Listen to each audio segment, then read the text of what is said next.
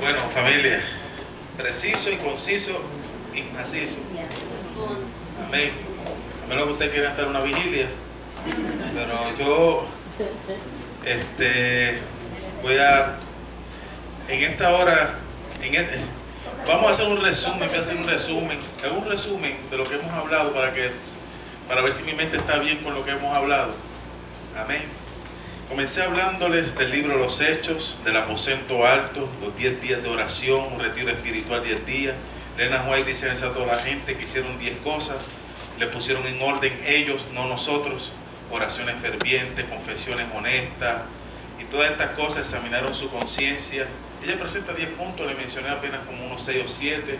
De allí seguimos hablando de las palabras claves que tiene el libro Los Hechos, la palabra queruso, que es proclamar, la palabra koinonía, que es comunión, la palabra didascalía, que es estudio, enseñanza, porque dice en Hechos 2:42 que partían el pan juntos, perseveraban en la doctrina de los apóstoles, y le hablé suficiente acerca de eso, de la doctrina de los apóstoles, que no era meramente una fe en Cristo, también era una doctrina establecida, unas creencias, lo cual los llevaba a ellos a estudiar la Biblia diariamente en las casas. De allí pues pudimos ver la obra del Espíritu Santo en el libro Los Hechos. Le decía que Lucas son los hechos de Jesús hecho carne, y los hechos es la obra de Jesús en el creyente. Así que la continuidad de Jesús, pero en la vida del creyente por el Espíritu Santo. Por eso el libro Los Hechos constantemente menciona el Espíritu Santo. Descendió, sopló. Le hablé del soplo, que es un aire, un viento, y cuando el soplo viene es soberano, bautiza a quien quiere, cuando quiere, donde quiere. Le hablé que solamente estaban pensando que los judíos hebreos eran los que tenían que recibir el Espíritu Santo, pero Dios le da también el Espíritu Santo a los israelitas griegos, se le conocían como helenistas, y entonces vemos la lista de los diáconos, eran puros helenistas, y yo le decía que esos somos nosotros, porque ellos eran los que vivían en el extranjero, o sus padres eran del extranjero, por eso llevaban nombres griegos. Pero entonces Dios le da la bendición a esta gente, y dice que Esteban era uno de ellos. Esteban es un nombre griego, y le presenté dos sugerencias, que Esteban posiblemente era uno de los 70 o fue uno de los que se convirtió en el Pentecostés. Uno de los padres de la iglesia dice que era de los 70, pero la alusión de que hay una posibilidad que se convirtió en el Pentecostés y se haya quedado para seguir en el movimiento del cristianismo en Jerusalén expandiéndose, es una posibilidad. Hablamos de las virtudes de Esteban, lleno de fe, lleno de gracia, lleno de poder, lleno de... ¿Quién me dice otra? Conocimiento, conocer la historia. De sabiduría, porque le llama a ese término le llama sabiduría. Dice que no podían resistir la sabiduría con la cual él hablaba, era lleno de sabiduría. Le dije también que era lleno de luz, porque su rostro reflejaba un ángel. Le dije también que era lleno de esperanza, porque vio a Jesús al lado del Padre. Su esperanza, ver a Jesús.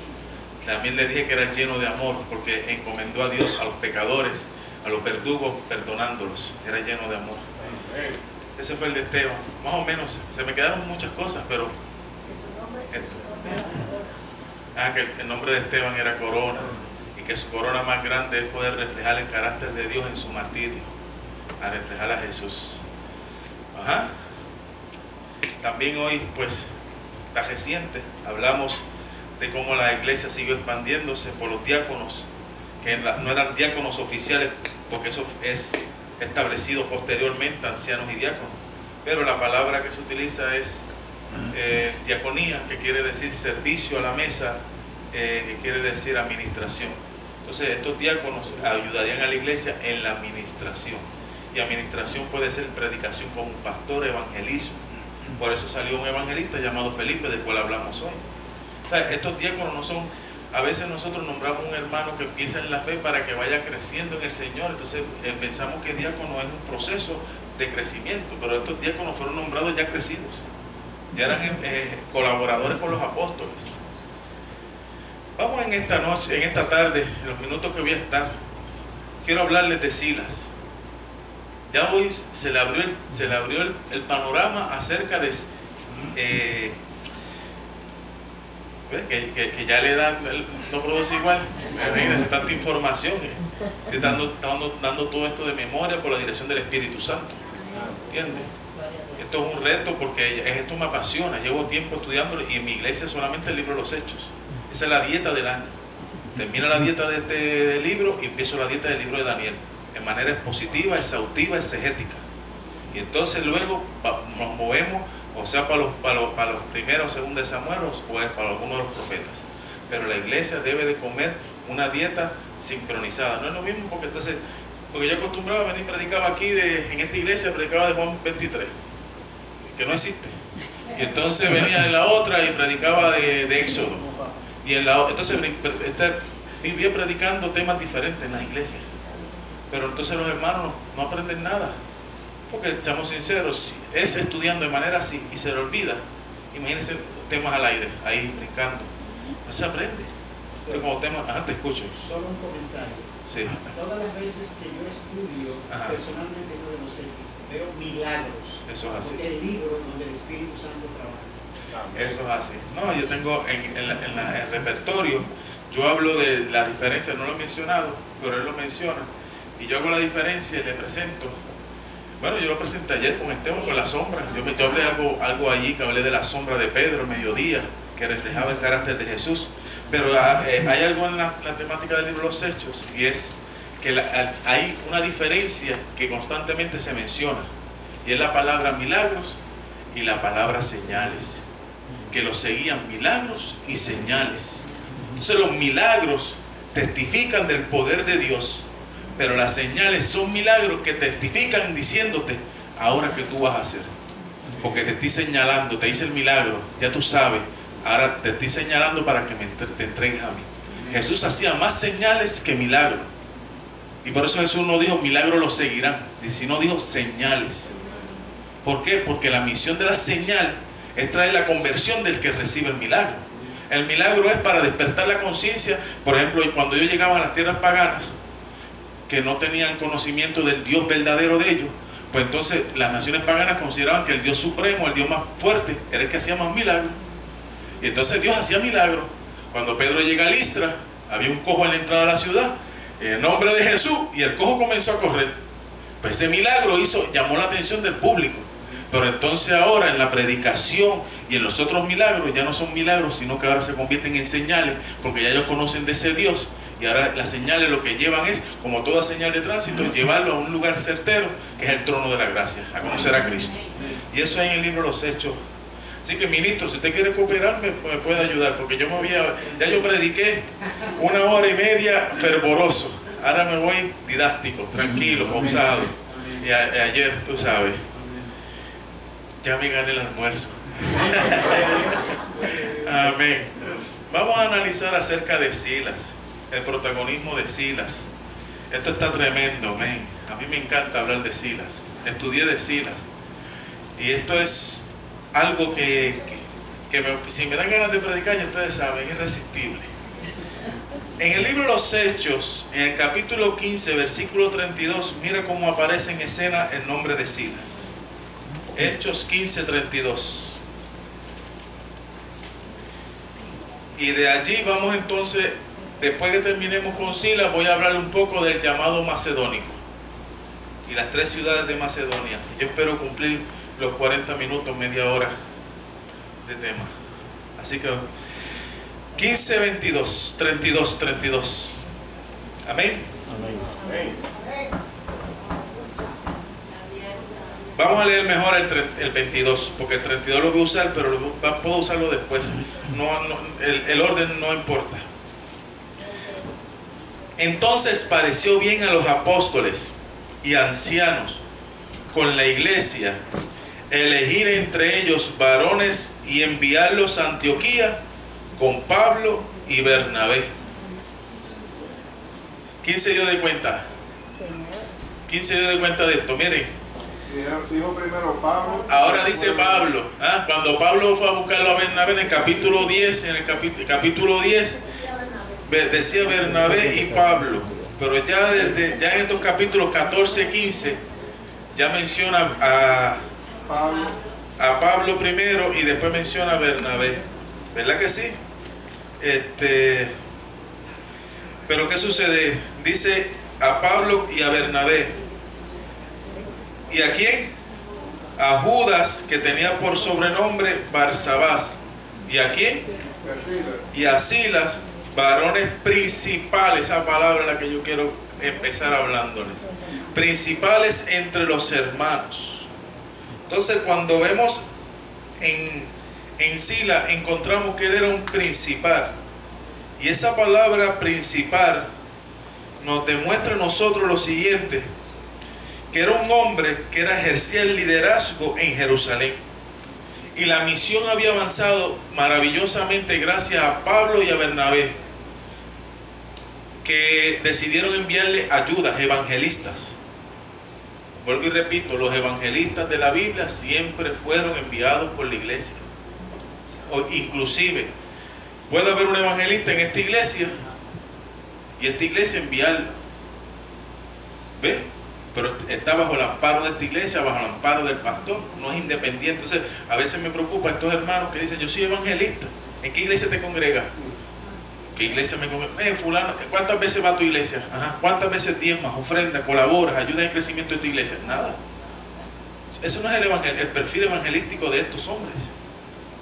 Ellos estaban bajo las regulaciones de una iglesia que lo enviaba. Por eso admiro mucho al hermano Eric, que llega allá, le da un saludo a mi iglesia de Leominster, de parte de la iglesia de Waterbury. Estamos para servirle. Mi iglesia de Waterbury, no de Danbury. Y si alguien de mi iglesia de Leominster quiere saber el paradero de Eric Tavares, ¿cuál es? El líder allá, es anciano de iglesia. La iglesia le dio la oportunidad de salir a predicar a una iglesia. Está dirigiendo, es un principal en la iglesia de Danbury. Y la iglesia de Danbury lo envía a predicar a otros lugares también para que su ministerio se desarrolle. Pero está dentro del ciclo de la iglesia.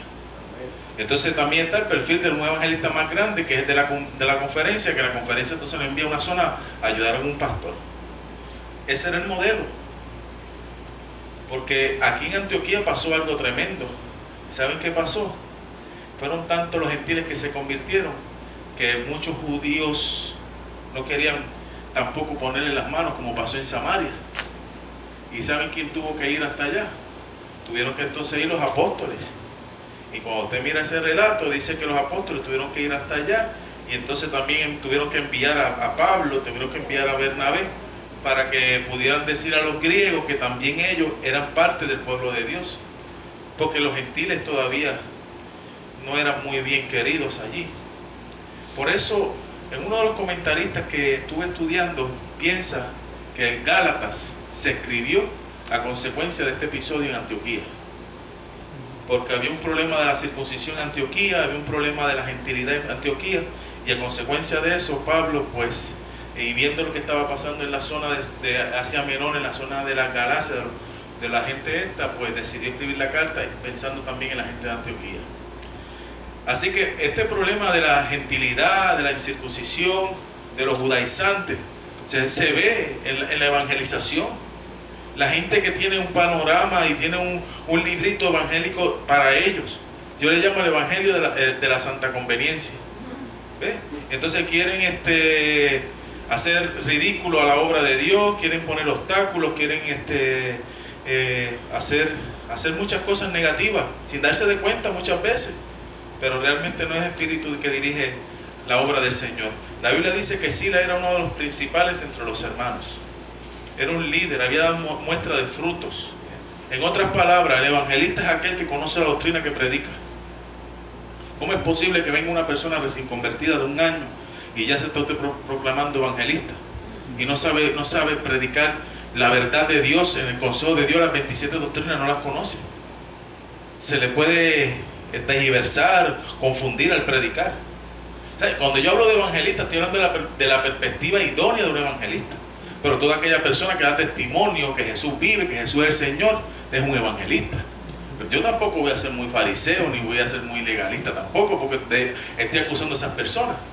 Pero si vamos a la realidad, ese término evangelista, que está en un término alto, para mantenerlo alto debe de usarse entonces de una manera alta, porque dice que Dios instituyó pastores, es un término alto, doctores, término alto, profeta, término alto, maestro, un término alto.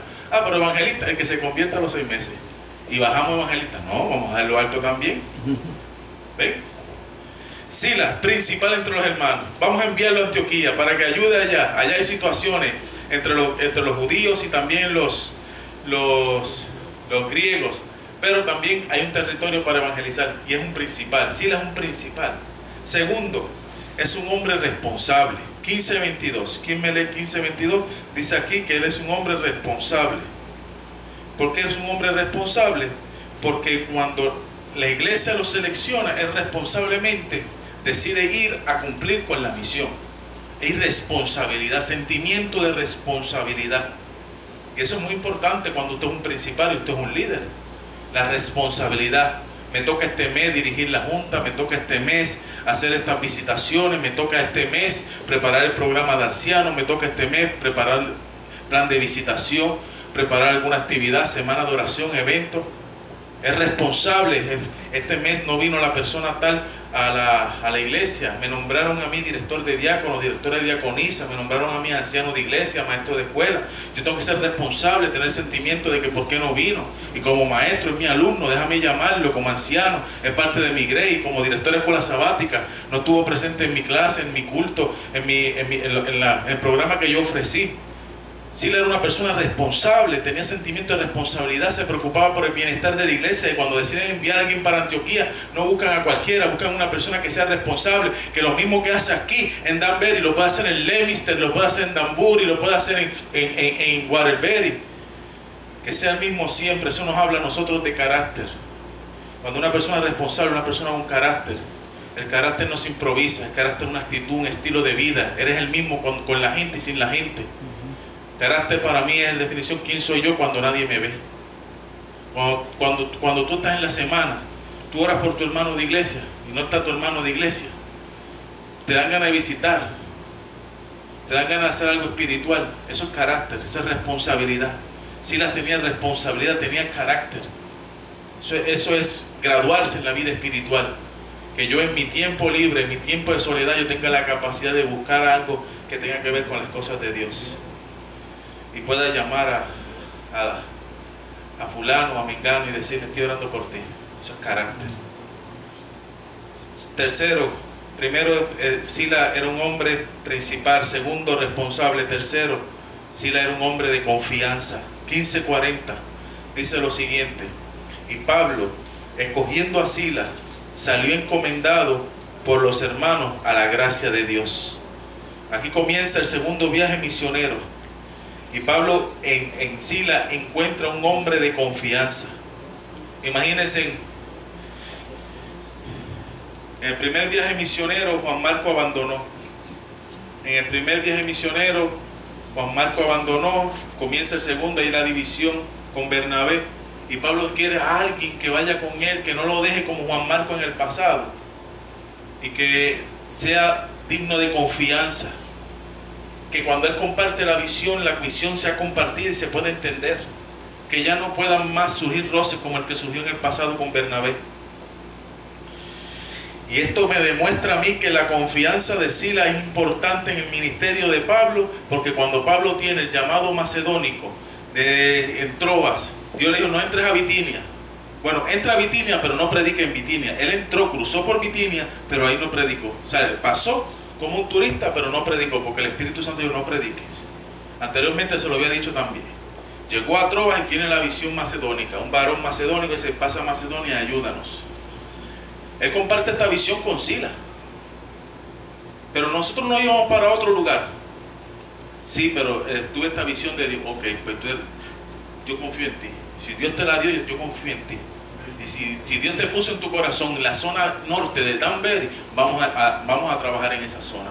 Vamos a dejar de pensar en islas aparte, trabajar distanciado. No, vamos a enfocarnos en el área. Comparte la visión. Silas comparte la visión con Pablo. Y eso lo motiva para salir hacia esa zona de Macedonia, al norte de Gracia, de donde era Filipo de Macedonia, padre Alejandro Magno. Otra cosa interesante de Silas es que Silas era un fortalecedor de los creyentes. 15:32 dice lo siguiente: Judas y Silas, como ellos también eran profetas, consolaron y confirmaron a los hermanos en abundancia. ¿Cómo era Silas? ¿Un qué? Fortalecedor de los creyentes. Dios le había puesto allí para confirmar a los hermanos. Esa palabra confirmar quiere decir fortalecer. levantar. Llegó allí, se encargó de adoctrinarlos, se encargó de ayudarles a entrar en la madurez espiritual, no solamente beber leche espiritual. Me da tristeza a veces como pastor, porque lo que yo le ofrezco a mi iglesia es vianda, Biblia, estudio. Pero hay gente que dice no puede ser uno muy meticuloso. Otro me llamó un día, usted es muy teólogo. Otro me dijo catedrático. Catedrático. Porque el pueblo quiere suavidad.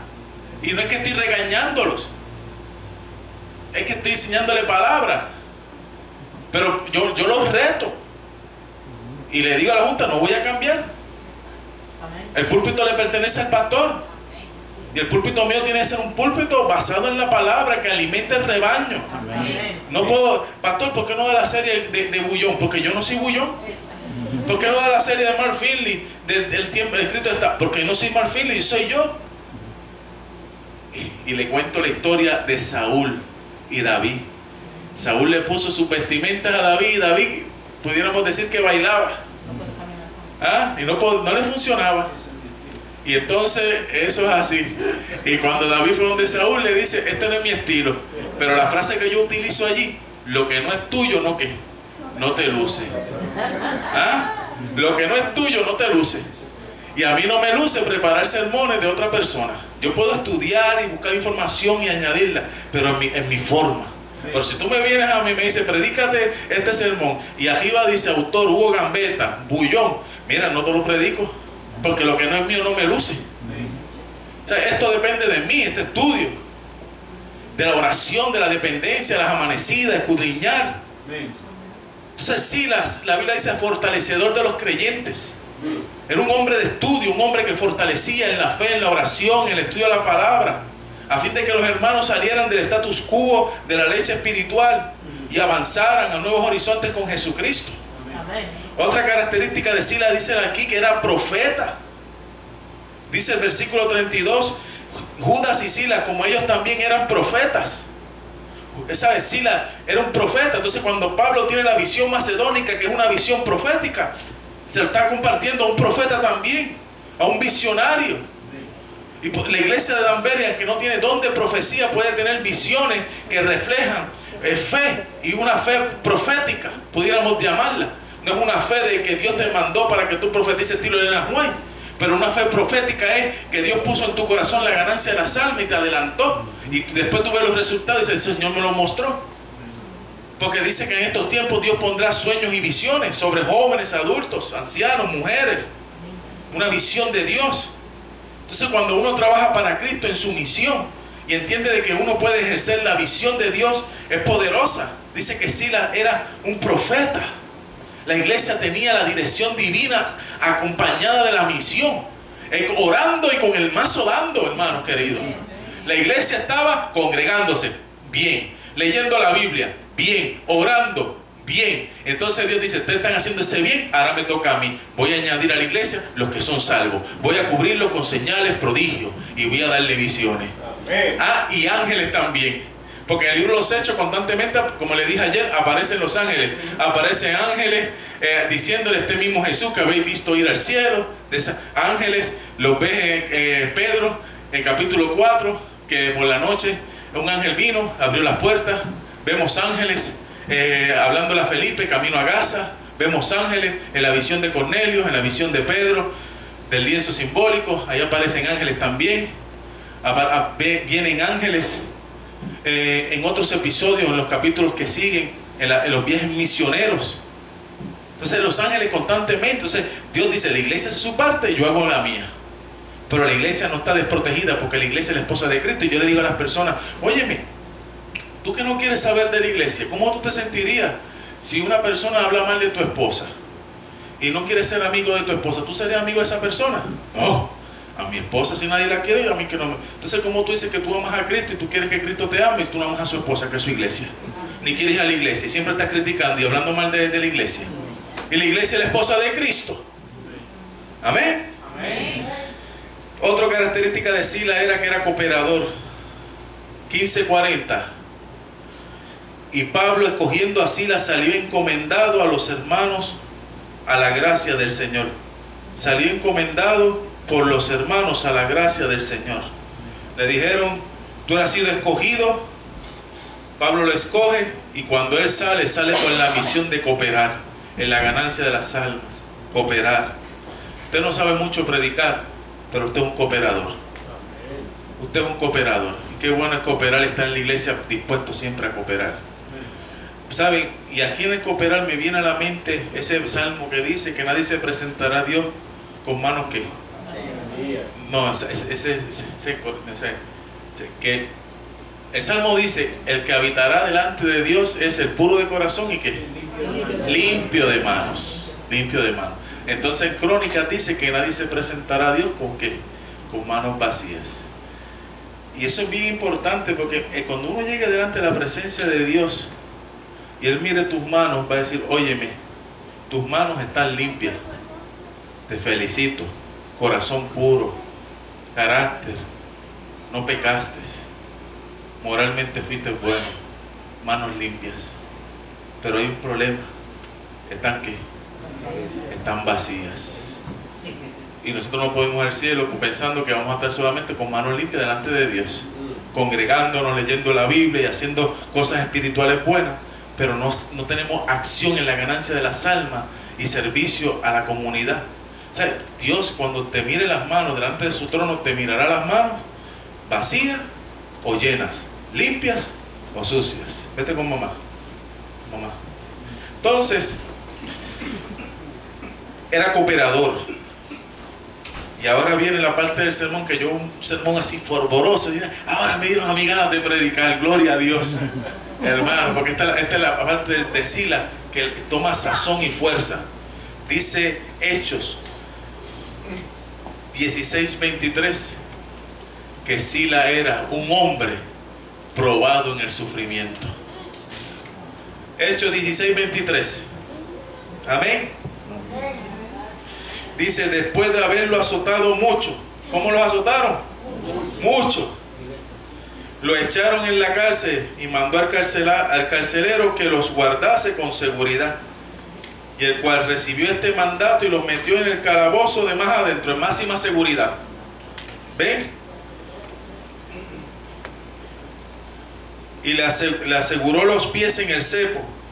Pero a medianoche Pablo, orando, y Silas cantaban himnos a Dios, y los presos los oían. Entonces Pablo era ¿qué? Probado. Silas y Pablo fueron probados en sufrimiento. El llamado macedónico vino, se fueron hacia la capital de Macedonia, que era Filipo, y allí en Filipo los toman presos, porque Pablo sana a una muchacha que le estaba dando dinero a un hombre, porque ella le anunciaba a la gente el futuro de la gente. Y Pablo, hasta la misma muchacha endemoniada dijo: este hombre y a este otro, todos anuncian el evangelio de Dios. O sea, los demonios tienen que sujetar. Si nosotros nos ponemos en las manos de Dios a predicarle a Cristo como Dios manda, hasta los demonios nos van a ayudar. Porque el poder de Dios se derrama y hace que su autoridad hable en las piedras, hable en los demonios, hable todo el mundo a favor de la iglesia. Y eso se encuentra en el versículo 17. Estas, siguiendo a Pablo y a nosotros, daba voces diciendo: estos hombres son siervos de Dios el Altísimo, quienes nos anuncian el camino de la salvación. Amén. Imagínense. Eso es poderoso, hermano. Y le dije que esta es la parte del sermón que si yo me emociono, ya ustedes saben. Entonces Pablo y Silas son llevados a la cárcel, y allí en la cárcel Pablo y Silas, familia, son probados en el sufrimiento. Primero los azotaron, segundo los amarraron un cepo. Un cepo eran las muñecas ahí con los tobillos, doblado toda la noche, la espalda sangrando. Mi respeto a la familia ministerial, que Dios los bendiga mucho. Y hermanos queridos, en ese proceso de Silas ser probado en sufrimiento, alababa el nombre de Dios. Y hay una frase que me gusta, versículo 26, finalizando allí, dice: y al instante se abrieron las puertas. El Dios de la Biblia es un Dios que abre las puertas. Cuando miramos puertas abiertas en la Biblia, dice que abrió las puertas de Pedro cuando estaba preso. dice que las puertas se abrieron. Y ahora aquí con Silas y con Pablo las puertas se abren.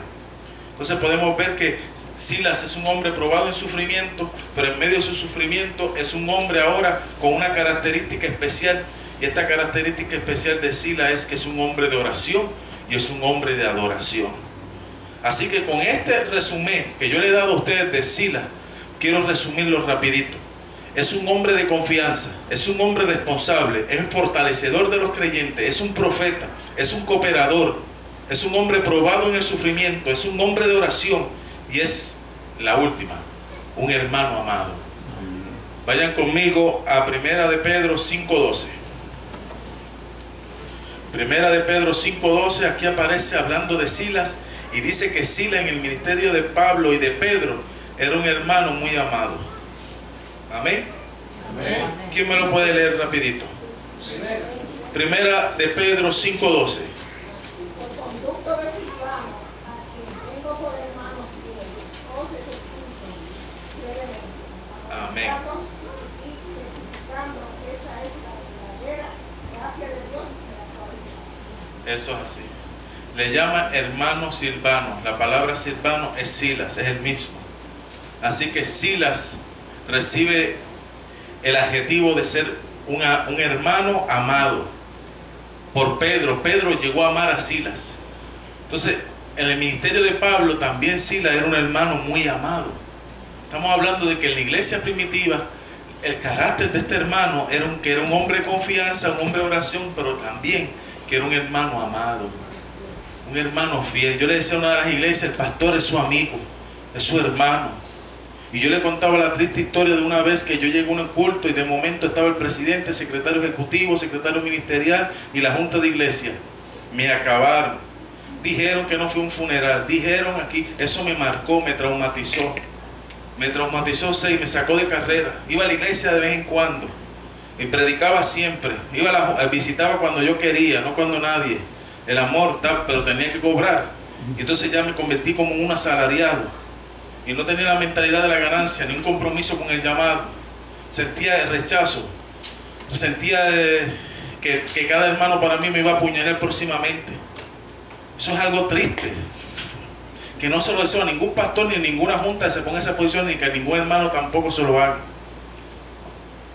Y yo le decía a mi iglesia de Leominster, que tiene buena fama, pero también tiene algunos comentarios del pasado, preparándolas para si algún momento se levanta alguien por allí al componenda, que Silas para Pablo era un hermano amado y para Pedro un hermano amado y era un ministro. O sea, su ministro es su hermano. Usted tiene que protegerlo, amarlo, orar por él, hacer cobertura, no hacer componendas para criticar, para juzgar. Imagínense ante el presidente, los jefes no les gusta que hablen mal de sus empleados, les gusta que hablen bien. Imagínense 2 horas desintoxicando información. Al final se dieron de cuenta del error que cometieron y me estaban pidiendo disculpas delante de él en ese mismo momento. Pero entonces el que está en lo que humilla me dice, puede llorar, puede llorar. Y yo dije, puedo llorar si lo que yo quiero darte un palo, pero el jefe está aquí. Puede llorar, o sea, humillando. Pero después, cuando yo le dije al presidente, ya yo no quiero seguir, yo renuncio al pastorado si usted quiere, pero usted me tiene que sacar de ese distrito. Llevo ya 4 o 5 años y he hecho buen trabajo, bautizan más de 30 almas al año, todo el pueblo me conoce, soy el pastor de cada barrio. Pero eso que me hicieron de mi mente no sale. 3 personas, a uno le ayudaba a buscar trabajo, a otro le ayudaba en su problema matrimonial. En vez de ser agradecido y decir lo que sí se hizo, no dijeron eso. Tonterías, que yo quería bautizar 50 en una campaña y que estaban presionando y que quería solamente números. Si hubiera sentado conmigo en la oficina, mire pastor, estamos notando esto, se hubieran arreglado las cosas. Pero tenían que buscar a alguien para tratar de hacer sentir mal a uno y convertirnos en verdugos. Eso no puede surgir en la iglesia de Cristo. Pablo y Silas no vieron eso porque son hermanos amados. Procuran el bienestar, el crecimiento de su líder y de su hermano en el ministerio. ¿Cuántos reciben el mensaje? Amén. Amén. Pues como dicen en Grecia, suelta la paloma. Recibe el mensaje y suelta la paloma. Dicho sea de paso, estos no son lentes, son gafas. Me las puedo quitar y sigo viendo bien. Seguimos, pastores. Le di todo lo que tenía en la noche y en el almuerzo. Ahora estoy mal relajadito porque ya comí, ya me gané el almuerzo. Y son gente muy buena, mira cómo están en el gozo, están ahí estudiando palabras. ¿Cuánto me apoyan con el pastor? Me hagan lucir mal porque imagínate, acabo de decirle una historia parecida. Amén. Bueno, esto es lo que tenía que hablarle de Silas. Ahora, en los próximos minutitos les quiero hablar del llamado macedónico. ¿Qué fue lo que pasó en esas ciudades macedónicas? Amén. Amén.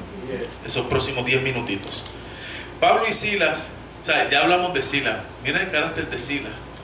Ahora yo quiero hablar del llamado macedónico, porque Macedonia quedaba al norte de Grecia y Pablo estaba en Antioquía allí. Y su segundo viaje misionero, eso era más de 70 kilómetros. Lo interesante del asunto es que Pablo nació en Tarso, hablaba entonces el idioma de Tarso, que era el latín. Fue a la escuela de Jerusalén, a estudiar en la Jerusalén, y el idioma de la escuela de Jerusalén era hebreo. El idioma de todo el pueblo era el inglés de aquella época, el griego koiné. Y también pues el hebreo tenía un castellano, como el español tenía un español antiguo, que es más o menos lo mismo y se puede entender. Y era el arameo. Estamos hablando que Pablo fácilmente, seguramente hablaba 4 idiomas. Y va al extranjero. Y él podía... Entonces yo le digo, Señor, ayúdame a tener don de lengua, porque acá el nativo tiene su lenguaje. Entonces nosotros somos los que llegamos, nosotros somos los que tenemos que evangelizarlo. Como José en Egipto, tuvo que aprender los jeroglíficos de Egipto. Daniel en Babilonia, el idioma de Babilonia, y Dios los bendijo. Y fueron más sabios que los mismos sabios que sabían el idioma nativo. Entonces cuando miramos, Pablo emigra, Dios está llamando a un hombre, por eso dijo, me es instrumento útil.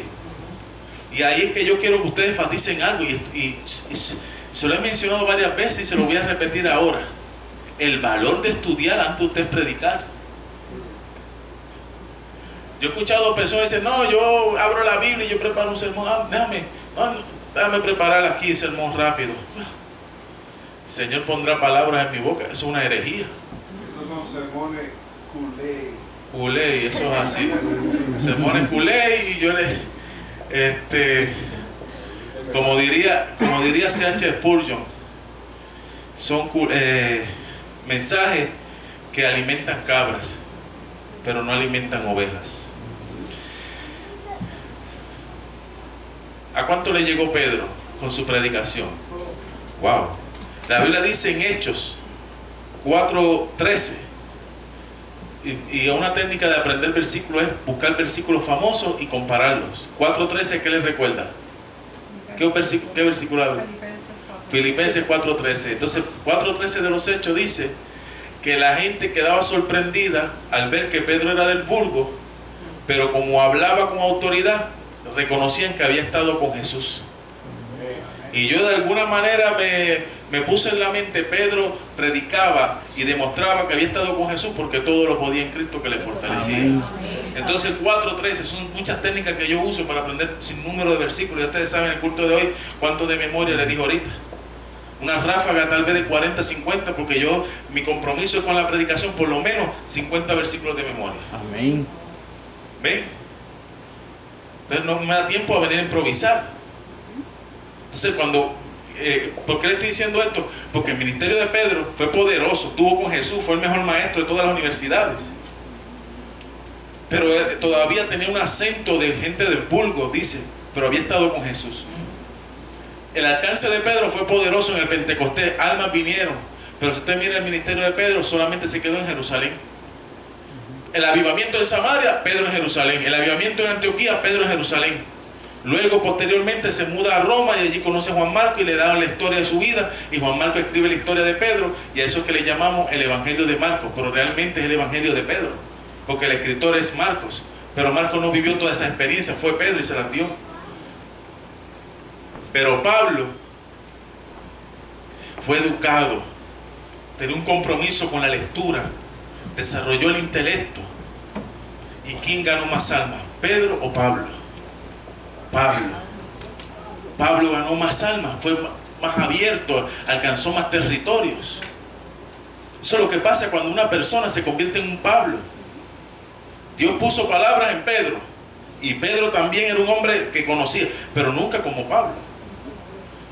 Entonces, si usted se dedica a estudiar la palabra, a añadirle a la palabra en el aspecto del conocimiento, ya usted sabe el Salmo 1. Ya usted sabe el Salmo 23, Salmo 1, ¿cómo es que dice? Bienaventurado el varón que no anduvo en consejo de pecadores, ni en silla de encarnecedores asentado, sino que la ley de Jehová medita, en ella está su delicia. ¿Sabe ese? ¿Está bien? Y sabe el 27, Jehová es mi luz y mi salvación. Y sabe el 121, alzaré mis ojos a los montes. ¿Ah? Sabe el 18, Jehová fortaleza mía, castillo mío, mi libertador, ¿verdad? Pero tiene que seguir añadiéndole. Usted no sabe el momento que usted va a tener que descifrar un versículo de la Biblia de memoria ante alguien que lo necesita. Y Pablo, cuando estuvo toda la vida estudiando la palabra, cuando se encontró situaciones, momentos, y gloria a Dios, Dios me ha estado preparando para estas eventualidades. Para decir un escrito está. El primer lugar del llamado macedonio fue Filipo. La oposición fue local. Una oposición local de los nativos de allí, que estaban tratando de que no se predicara a otros dioses porque estaban teniendo pérdida en sus ganancias. Pero entonces, después de allí tuvo que salir porque hay una situación difícil en el ministerio allí en Filipo de Macedonia, y ellos tuvieron que salir. Dice en el versículo número 39 del capítulo 16, y vinieron, le rogaron, sacándolos, le pidieron que saliera a la ciudad. Y entonces, saliendo de la cárcel, entraron en la casa de Lidia, y habiendo visto a los hermanos, los consolaron y se fueron. ¿Por qué salieron de la ciudad? Porque los habían azotado, y ellos eran romanos, y a los romanos no los podían azotar. ¿Por qué? Porque eran ciudadanos romanos. Y eso estaba en contra de la ley, podían quitarle la vida a esas personas. Entonces, ¿qué sucede? Pablo y Silas decidieron entonces irse de la ciudad porque le están pidiendo que se vayan. Y ellos se van por un pedido de la gente de la comunidad. Aquí hay algo poderoso. Es que el enemigo siempre va a tener instrumentos infatigables para que el evangelismo no se desarrolle. Pero a pesar de que hay enemigos incansables para que la obra de Dios no avance, Dios siempre va a tener instrumentos, testimonios poderosos que darán y llevarán la palabra del Señor. Lo primero que quiero enseñarles del llamado macedónico es que Pablo llegaba a un lugar, dejaba la señal, abría las escrituras, le enseñaba de las escrituras, y posteriormente, ¿saben qué? Pablo se iba de una manera imprevista como esta, por la noche, fugitivo. En Tesalónica va a pasar lo mismo, y en Berea también. Las 3 ciudades macedónicas que él evangelizó. Pablo se va, pero la palabra de Dios queda. Amén. Yo como pastor le digo a mi iglesia en Leominster, yo me voy, yo vine para un plazo de tiempo, pero qué bueno que yo los haya dejado ustedes cimentados en la palabra, porque el protagonista no soy yo, es Cristo. Y si yo les dejo a ustedes la palabra de Dios, dice Pablo a Timoteo capítulo 2 versículo 9, la palabra de Dios no está presa. La palabra de Dios seguirá haciendo su obra, no retorna atrás vacía, dice las escrituras. Y por eso el ministerio del predicador es el ministerio de dejar huellas, a fin de dejar a la gente con necesidad de seguir estudiando el Cristo vivo de la palabra. Amén. Lo hizo en Filipo y lo logra. Y entonces el capítulo 17 dice que llega a la ciudad de Tesalónica y había una sinagoga. Segundo punto, que Pablo llega aquí a Tesalónica, la sinagoga. ¿Cómo es posible que en Tesalónica, más de 70 kilómetros de Jerusalén, haya una sinagoga? Pues sí, Jerusalén no era muy querida para habitar por los mismos judíos. Había una guerra tremenda entre los celotes y los nativos y los soldados romanos. De allí véase las épicas de los macabeos. Y los judíos decidieron entonces emigrar para servir a Jehová en el extranjero. Y la sinagoga por lo menos tenía que tener 10 personas. Pero ¿qué hace un puertorriqueño en Danbury? ¿Cuán lejos está? Un dominicano allá abajo en Danbury. Pues nuestras islas no nos dieron lo que nosotros esperábamos, o la oportunidad, o la situación política, social, y decidimos entonces emigrar al extranjero. Podemos entonces entender la situación que Pablo tiene al visitar a estos hermanos allí en Tesalónica. Y cuando digo hermanos, no es que eran cristianos, pero eran judíos de la misma sangre. Segundo que quiero enseñarles es que Pablo, para evangelizar a la gente que no conoce del evangelio, primero va a los que conocen su lenguaje, a los judíos que tienen su propia sangre, que le puede decir, mira, la tienda de al lado es de un pagano, fulano de tal, se llama así. Ahí en Tesalónica, la gente judía que iba a esa sinagoga le podía decir a Pablo quiénes eran la gente que vivía allí. Y esto es maravilloso, porque esto nos enseña a nosotros que a la hora de evangelizar aquí en esta ciudad, nosotros no vamos a ir allá al chino ni al filipino. Nosotros tenemos que ir al dominicano, al puertorriqueño, que habla nuestro idioma, comen nuestra comida, tienen nuestras tradiciones. Y allí vamos a ellos, a los nuestros primeros. Por eso en la teología de Pablo siempre hay un énfasis que los evangélicos han sacado de contexto, para decir que el plan de Dios con Israel todavía continúa, cuando dice que la salvación es primeramente para los judíos. Cuando Pablo dice la salvación es primeramente para los judíos, lo que está diciendo es que al primero que hay que evangelizar es al judío, porque es el que te va a ayudar para luego evangelizar al gentil, porque el cristianismo es judeo-cristiano. Entonces primeramente el judío, porque primeramente el judío que conoce tu lenguaje hay que evangelizar primeramente a tu dominicano, primeramente a tu puertorriqueño, a tu cubano, a ese que tú tienes que evangelizar. Ver donde el proyecto, el lugar donde ellos viven, y ver la manera de poder ser atractivo la palabra de Dios y evangelizarlo. Y Pablo fue, dice la escritura, a la sinagoga, y dice en el versículo 2 que fue por 3 sábados y discutió, y esa palabra discutió en griego es cesateo, que quiere decir hablar, la enseñanza de una manera de hermenéutica, que es la palabra que se utiliza para enseñar y corroborar una evidencia que convenza a las personas de que lo que está diciendo es una verdad, que no hay manera alguna para dejar dudas. Entonces Pablo está diciéndole, aquí yo tengo un mensaje para ustedes, y le dieron la oportunidad de hablar en la sinagoga. Por lo menos 10 hombres habían, puede haber muchos más. Acuérdense, está en una tierra extraña, en extranjero. Y Pablo comienza a hablarle de Cristo. Ellos habían escuchado de Jesús, pero no habían escuchado de Cristo, el lado divino, el lado redentor, el lado maravilloso del plan de la salvación. Solamente habían escuchado de Jesús, que había hecho un alboroto, que había sido crucificado de sedición, y tal vez lo que habían escuchado de Jesús era la parte negativa de Jesús, porque la multitud gritó, crucifícale, es enemigo de César. Pero ahora Pablo, por las escrituras, abriendo las escrituras, dice que fue exponiendo, versículo 3, declarando y exponiendo por medio de las escrituras que era necesario que el Cristo padeciese. Le empezó a hablar del sufrimiento de Cristo, de Isaías 53, del cordero sufriente, del siervo sufriente, de la simiente de la mujer, del linaje de David que iba a sufrir. Y esta gente quedó sorprendida en Tesalónica.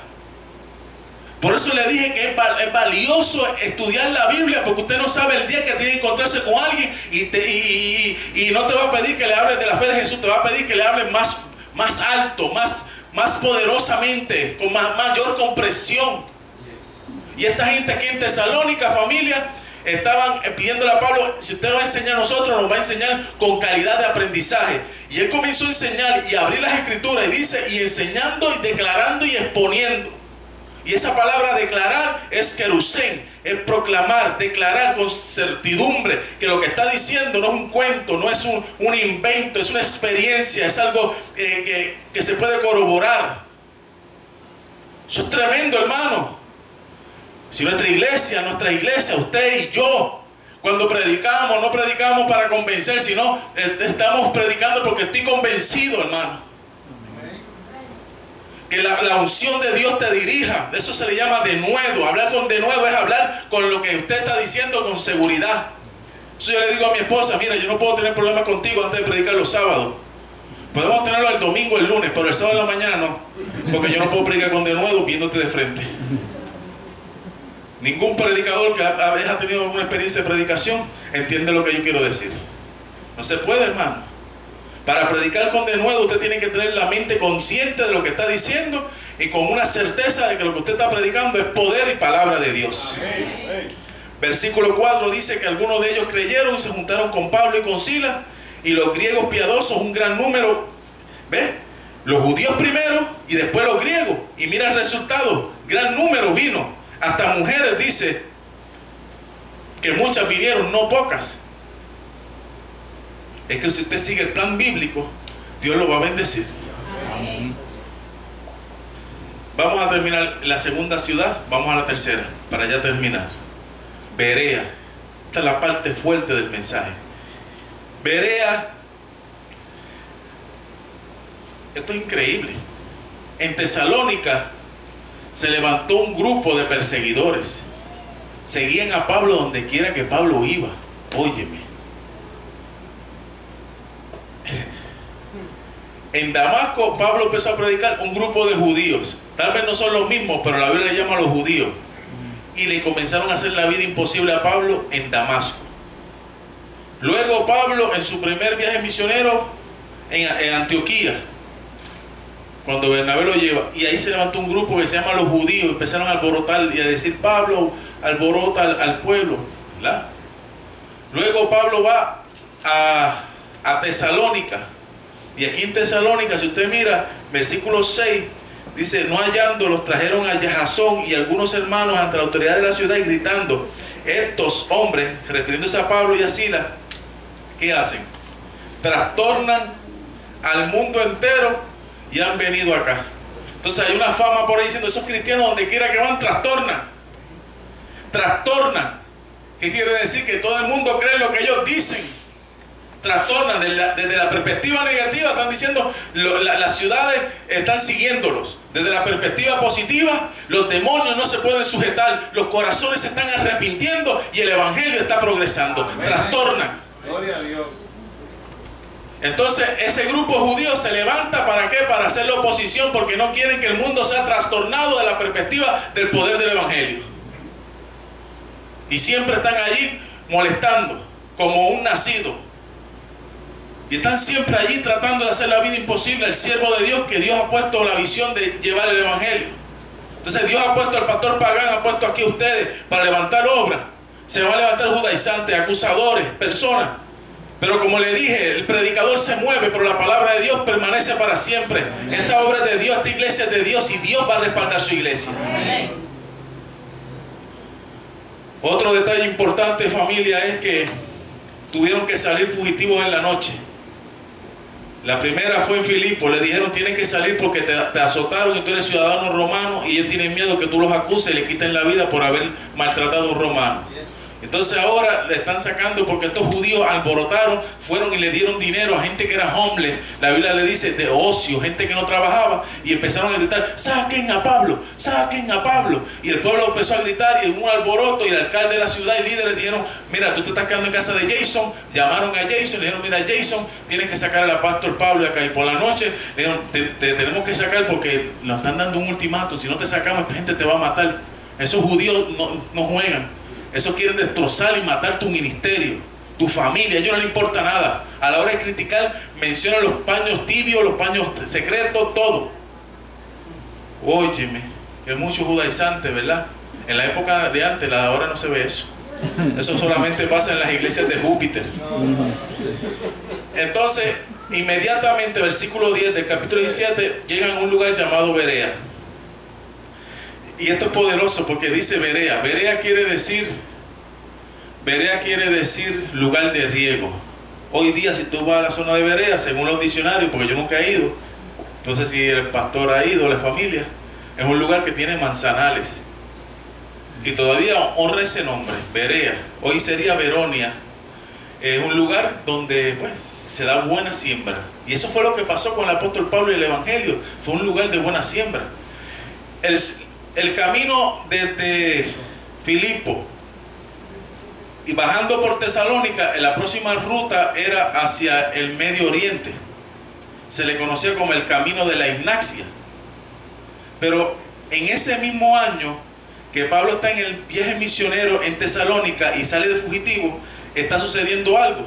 Que el camino de la Ignacia conectaba con el camino que todos conducen a Roma. Ese camino que todos conducen a Roma es un camino que lleva hacia Roma. Y en ese camino hacia las Italias había muchas ciudades para evangelizar. Pero Claudio en el año 49 había dado un decreto que los judíos tenían que salir de la capital de Roma. Entonces tenían que emigrar. Entonces pensando, bueno, si vamos hacia Italia, ¿para qué? si nos van a votar porque están sacando a todo el mundo, vamos hacia el sur. Entonces se fue hacia el sur. Y bajando hacia el sur 60 kilómetros llega a un lugar llamado Berea. Inmediatamente dice la Escritura. La Biblia tú no la puedes leer un capítulo para otro capítulo y pensando que eso es un día.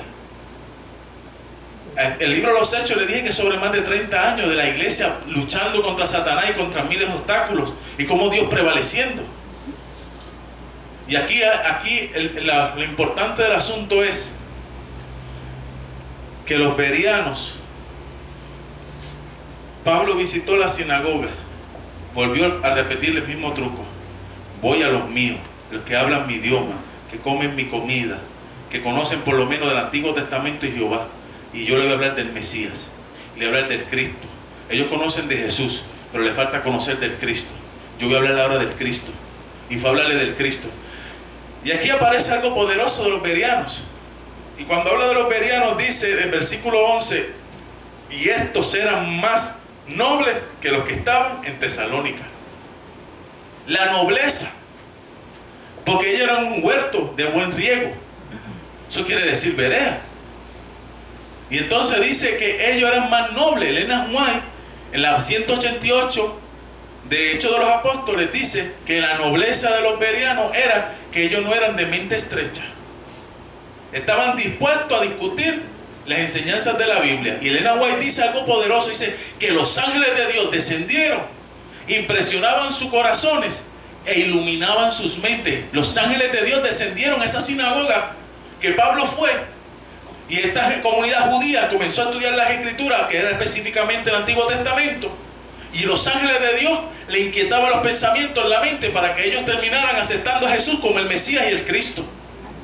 Es que cuando usted está en la vida misionera, haciendo la voluntad de Dios y está dispuesto a trabajar para Cristo y para su iglesia, hay ángeles de Dios que van a estar a favor nuestro, hermano. Esta obra no es de hombre, esta obra es de Dios, bautizada por ángeles y por el Espíritu Santo.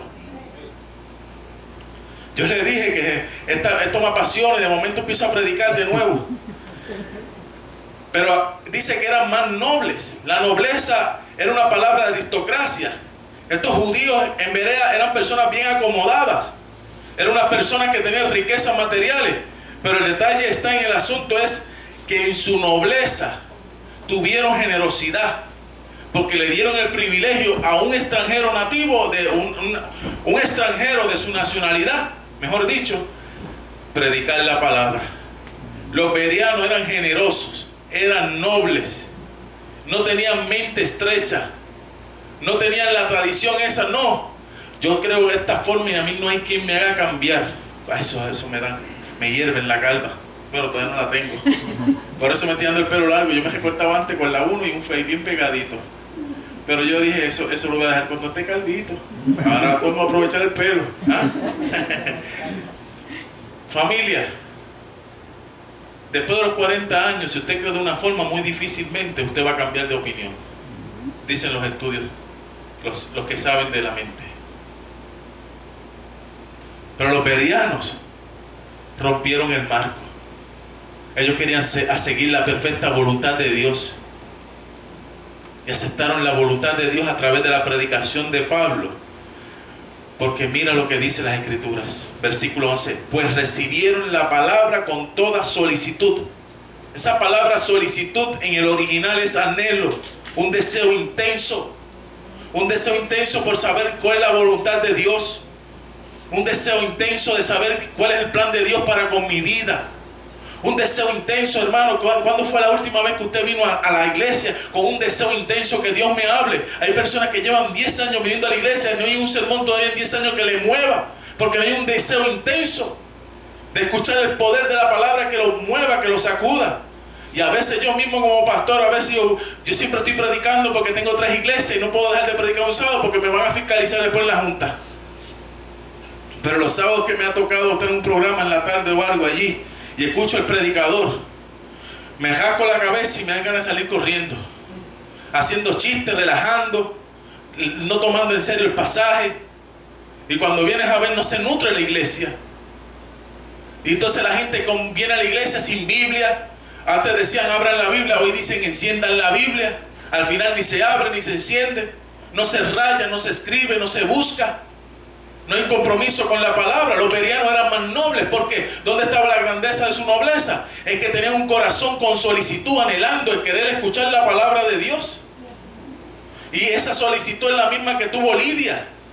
En los capítulos anteriores, cuando habla de Lidia, la Biblia dice que Lidia, por el Espíritu Santo, tenía ganas de escuchar a Pablo predicar la palabra. Dice que el Espíritu Santo puso en Lidia las ganas de escuchar a Pablo. ¿Sabe? Lo primero que usted tiene que hacer cuando viene a la iglesia y entra por la puerta: Señor, no sé quién va a predicar, sea bueno, malo, regular o peor. Señor, ayúdame a tener un corazón que pueda entender algo de la palabra. Jesús, háblame. El profesor de teología de la Universidad Adventista me decía: usted tiene 30 minutos, porque él era de los que creía en 30 minutos, pero ya ahí dejé de ser su discípulo. Pero él decía, el profesor Araujo decía: usted tiene 30 minutos para resucitar un muerto espiritual. 30 minutos. En otras palabras, usted no vaya al púlpito a hablar de otra cosa, sino palabra de Dios, a fin de que las personas se reconcilien con Dios y el poder del Evangelio le mueva, le sacuda. Por eso es bien importante, hermano, que usted tenga un detector espiritual. Si hay una visita, llegó aquí esta tarde y usted tenía para hablar de 2300 días, 1160 años, y usted domina otro tema, por amor a esa visita, usted cambia el tema y habla de otro tema. La misión de nosotros es ganar almas. Amén. Y si tiene que cambiar el tema y ponerlo más sencillo, a fin de que él pueda entenderlo, predícale ese. Va a venir otra oportunidad, le vas a predicar. Pero queremos impresionar el mismo día que llegue una visita de la ley dominical, de los juicios de Dios, del cierre del tiempo de la gracia, de la angustia de Jacob. Había un pastor en Puerto Rico llamado Walter Maldonado que decía que después de cada discurso que daban de las 10 plagas de Egipto, una serie de jóvenes, una semana de oración de las 10 plagas de Egipto, le decía a la esposa: para en Walgreens. ¿Para qué? Es que quiero untarme una pumadita porque me dio rash, piojo, sol caliente, úlcera. Predicador no puede estar solamente en eso. Pablo fue a Berea y abrió las escrituras. Si Pablo se había puesto a contar otras cosas, los bereanos lo hubieran sacado de la sinagoga. Él dijo: usted es un payaso, váyase a alimentar cabras. Queremos escuchar la palabra de Dios. Por eso eran más generosos. Y dice, mira lo que dice aquí, finalizando el 11. Escudriñando cada día las escrituras para ver si estas cosas eran así. Pablo estuvo en Tesalónica 3 sábados. Estuvo en Filipo un periodo de tiempo, y posiblemente una semana. Pero aquí en Berea, Pablo estuvo todos los días escudriñando, enseñando las escrituras. En la iglesia, miren, cuando la iglesia se compromete, mira, el pastor anunció el próximo miércoles se va a estudiar de Apocalipsis. Lo primero que tienen que hacer ustedes es Biblia. Todos tienen Biblia, todos tienen el marcador amarillo, todos tienen lápices. Porque aquí el miércoles se está estudiando de una manera interesante, profunda, el Apocalipsis. Vamos a subrayar el Apocalipsis. Vamos a adueñarnos de esta doctrina del Apocalipsis. Y vamos a escudriñar las escrituras los miércoles. Amén. Ese es espíritu bereano. Amén. El que no tiene espíritu bereano viene por compromiso y falta. Las noticias, las novelas de esa hora le van a llamar la atención. Los bereanos dicen que no era de 3 sábados como en Tesalónica, eran más nobles que los de Tesalónica, porque estaban comprometidos con el estudio de las escrituras diariamente.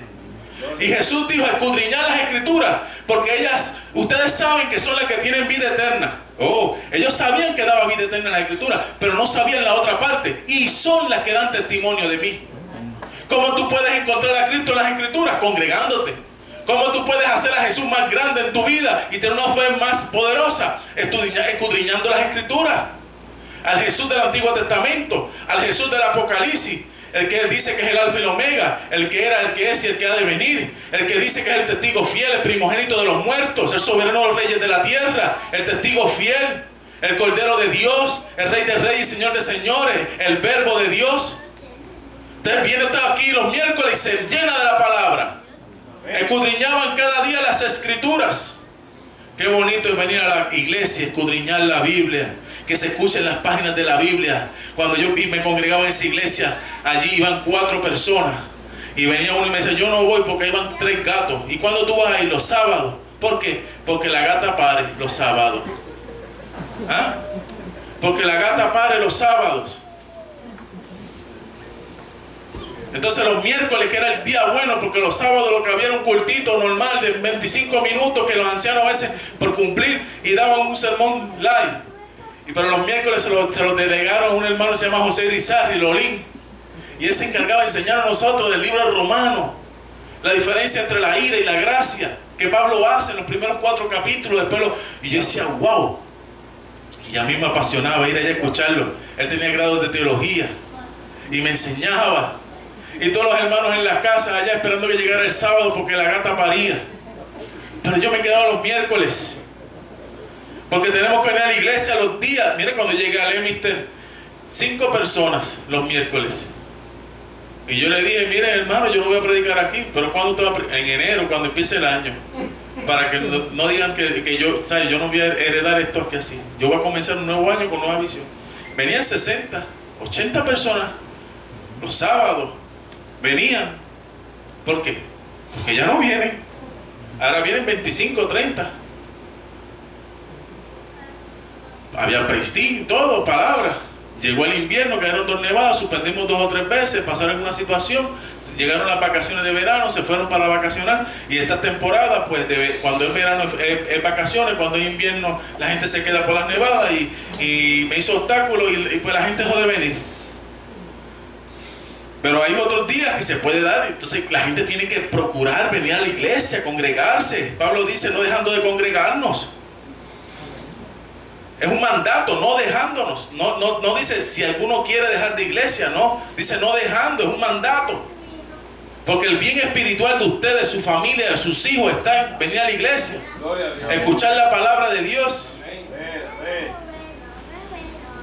Termino.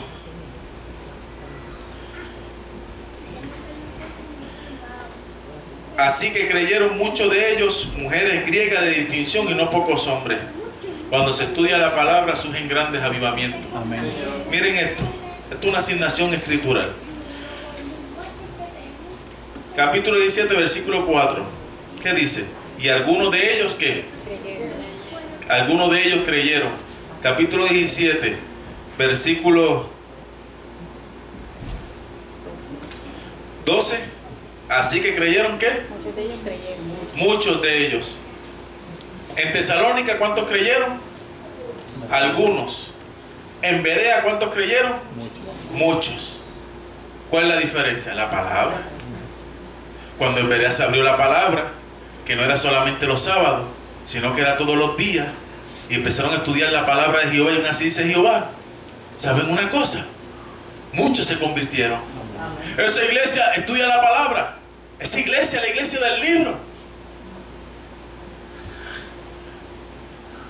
Acuérdense que la visión de Elena White es que el último tiempo, el fuerte pregón comenzará por Nueva Inglaterra. Estas tierras son tierras santas. Aquí caminó Guillermo Miller, Elena White, José Bay, desde Connecticut, Maine, Massachusetts, Vermont, hermano, New Hampshire. Los santos de Dios caminaron por aquí estudiando la palabra. No tenían horario, no tenían reloj digital. Su compromiso era con Dios, con la palabra, con la misión, la proclamación del advenimiento de Cristo. Y tuvieron un primer chasco, pero se esforzaron para no vivir un segundo chasco y encontrar las verdades de Dios. Y estudiaban un escrito está. Los hombres de Dios de esa antigüedad sabían la Biblia casi de memoria. John Navis Andrews se cree que sabía el Nuevo Testamento de memoria. Y Andrew, cuando estaban muriendo, le dijeron, ¿qué palabras quiere decirnos? Mira, lo que te quiero decir es que me quedan $500 y quiero firmar un testamento para donarlo para las misiones europeas. Amén. Las últimas palabras de Andrew fueron, lo poquito que tengo, $1,500, que bueno, en aquella época era mucho dinero, porque si dieran $3 o 4 al mes, imagínense. Sus riquezas las estaba donando a la iglesia para la ganancia de las almas. Se entregaban por la misión. Muchos creyeron en Berea. ¿Por qué creyeron mucho? Porque hubo un avivamiento por la palabra. Y al final llegaron nuevamente los judíos desde Tesalónica. En el versículo 14, pero inmediatamente los hermanos enviaron a Pablo que se fuese hacia el mar, y a Silas y a Timoteo. Se quedaron allí, y los que habían encargado de conducir a Pablo lo llevaron hasta Atenas. Hasta Atenas lo enviaron. Porque dice en el versículo 13, cuando los judíos de Tesalónica supieron que también en Berea era anunciada la palabra de Dios por Pablo, fueron allá y también alborotaron a las multitudes. Va a haber obstáculos siempre, pero hay que avanzar. Yo quiero terminar diciéndoles dos testimonios.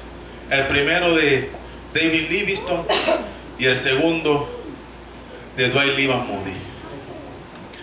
Livingstone tenía doctorado de medicina de la Universidad de Oxford. Livingstone nació en Escocia, pero vivió casi toda su vida en Inglaterra. Él era también explorador y se mudó hacia el norte del África. Allí quería evangelizar una tribu de nativos. Livingstone tenía que hacer un pacto de sangre para ser parte de esa tribu. Y Livingstone lo único que tenía para donar en pacto de sangre era una cabra. Tenía que sacrificar esa cabra. Y dice la historia que él entregó la cabra. La cabra que Livingstone tenía era porque, como él era doctor, sabía que la leche de cabra le ayudaba en unas condiciones de salud. Y él tenía una cabra bien alimentadita y que le cuidaba. Entonces sacaba leche y con ella pues él se sostenía. Pero tuvo que entregarle a la tribu de los nativos a fin de poder ganarse el respeto y poder entrar en los códigos, en la conversación, en las reuniones y todo esto de ellos. Él sacrifica la cabra. Al final el cacique se hace amigo de Livingstone. Y Livingstone logró penetrar a esta comunidad indígena en el norte del África. Un día Livingstone muere. Las misiones cristianas de Inglaterra envían por el cuerpo de Livingstone. Envían para buscar información de él. Y le preguntan a la gente nativa quién era Livingstone. Ellos decían que Livingstone era Jesús, porque reflejaba mucho a Jesús. Le dieron el cuerpo de Livingstone y su corazón se quedó con ellos y lo pusieron debajo de un árbol, lo enterraron.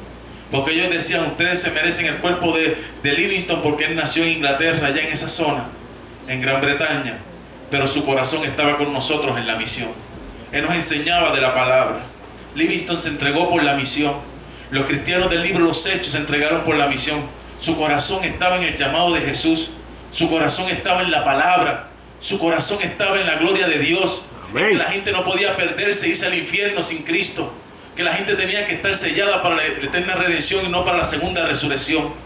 Entonces, mis hermanos, Livingstone nos deja a nosotros un legado de que pongamos el corazón en la misión.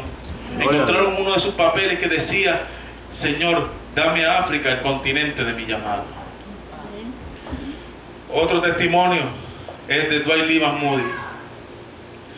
Son de mis favoritos. Yo leo mucho de Moody. Eso hay que buscarlos en Google, escritos de Moody, porque eso ya los libros de ellos ni vienen.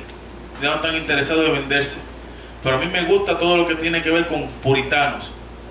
Tiene Martin Lloyd-Jones, Charles Spurgeon, Dwight Lyman Moody, Chamber, Exer. Son escritores de 100 años atrás. Juan Wesley, John Whitefield. Usted lee estos libros de esta gente, un escritor como Edward Bums, acerca de la oración.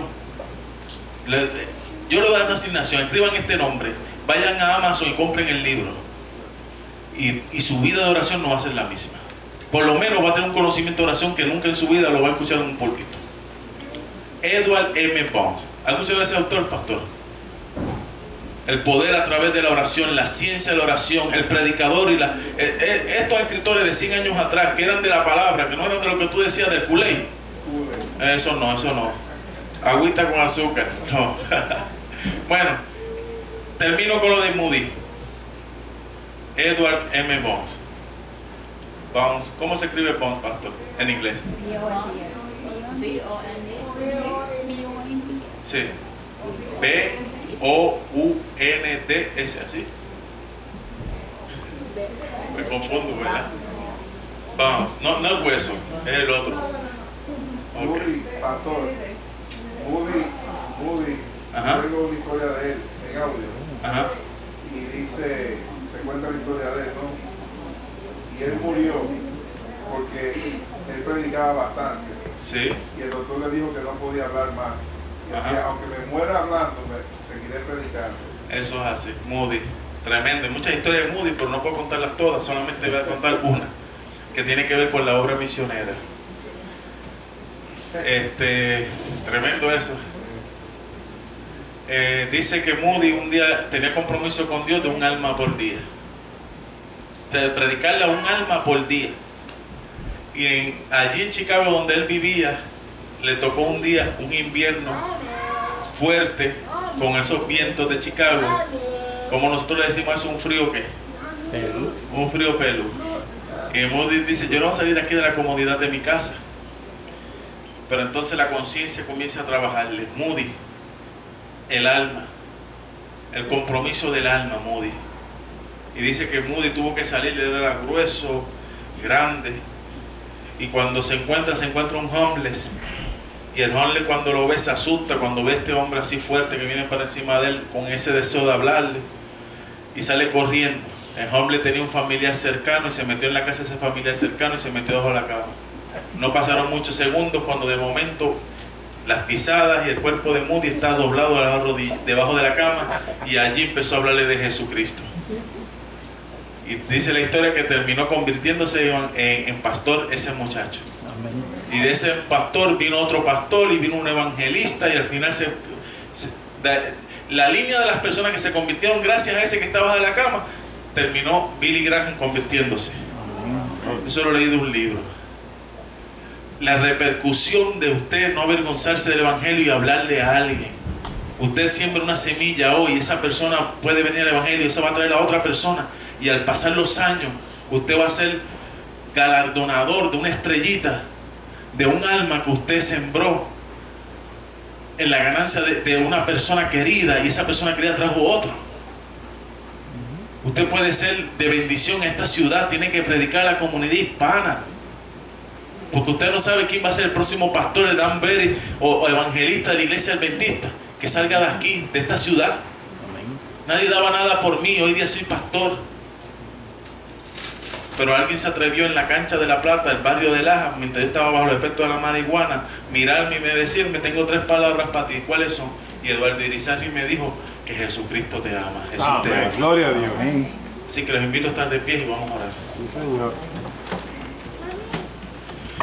Gracias, Padre, porque me diste un privilegio maravilloso de compartir 3 días lindos con esta iglesia.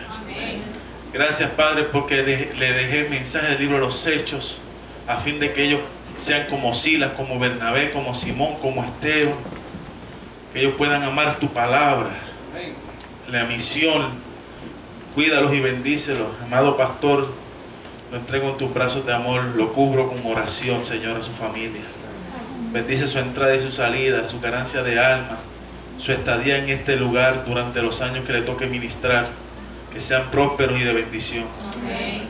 Ponle a su lado gente que lo ame, gente que lo apoye. Pon a su lado, Señor, vallado, ensancha su territorio, y que también cada hermano aquí se amen uno a los otros. Amén. En el nombre de Jesús. Amén. Amén. Gracias, y pasa a vosotros. Amén.